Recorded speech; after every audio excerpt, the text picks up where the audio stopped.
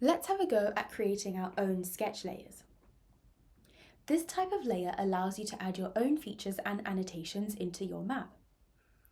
To start us off, let's head over to the right-hand side and click on the pen icon placed near the bottom of the screen to open the sketch menu. From here, I can add in a variety of different features. The first of which are called stamps, which is essentially another word for a symbol. Right now, it's a black pin drop icon. And if I click onto the map canvas, it will place that pin drop there for me. I can change the symbol by heading to the right-hand side and clicking on Vector Point underneath Current Symbol. Scrolling down and clicking on the down arrow will open a drop-down menu where a multitude of symbols are available for your choosing. Going back to the different features displayed on the left-hand side of the sketch menu, the line icon allows you to draw in lines of your choosing. Clicking on the map canvas will be the starting point of your line. Clicking again will add another point to your line. To finish creating lines, make sure to double-click.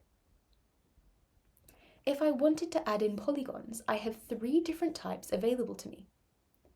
Going back to the left-hand side of the sketch menu and clicking on this icon will allow you to draw your own custom polygon. You can do this by clicking and dragging to draw your shape. As we did with the line tool, make sure to double-click to mark the end of your drawing. The other 2 polygons work in the same way. This icon allows you to draw rectangles and squares, whilst this one allows you to draw circles. These work by clicking and dragging. This is how you would draw the rectangle, whilst this is how you would draw a circle. But this time, when you let go of your click, the drawing will be marked as finished, meaning that no double click is necessary. Lastly, in terms of adding in your own features, going back to the left-hand side of the sketch menu, clicking on this icon will allow you to annotate your map via the use of text. Clicking anywhere on the map canvas to click your text. Changing what the text says is as easy as going back to the sketch menu on the right-hand side and typing in whatever you want in the content box. To edit where these features have been placed, you can go back to the display on the left-hand side of the sketch menu and click on one of the 3 bottom icons. The first of which simply lets you click on the map canvas to select a feature, whilst the other 2 icons let you click and drag to make your selection. The first of these bottom 2 lets you make a selection via the use of a polygon marquee, like so, whilst the other makes a selection via custom marquee, like so. Once one of your features has been selected, you can resize them, move them, duplicate them,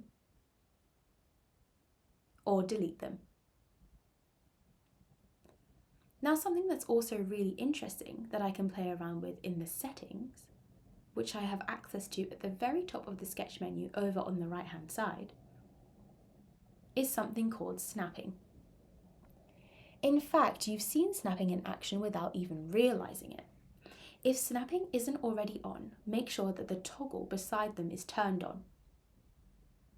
From here, you can either toggle on geometry guides, feature to feature, or both. Geometry guides is used when I'm drawing something. They help us by alerting us when we're drawing perpendicular or parallel lines. Perpendicular lines are visualized via the use of an orange square in the corner to represent a 90-degree angle, whereas parallel lines are visualized via the use of bold lines above and below the line you're drawing. So essentially, as the name suggests, geometry guides help us understand our geometry better.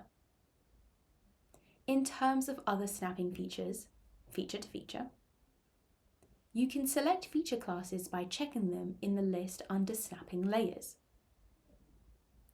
and be guided as to exactly where current features already exist. So if I click on test, which are where the dots are on my map canvas here, and I go to draw a new feature, an orange dot will alert me when I am exactly where another feature is already. And this is really useful. For example, if I wanted to draw a line directly between two existing points, like so. I now know the exact location of these 2 points, and I can easily snap one to the other. Now you can confidently go off and sketch till your heart's content.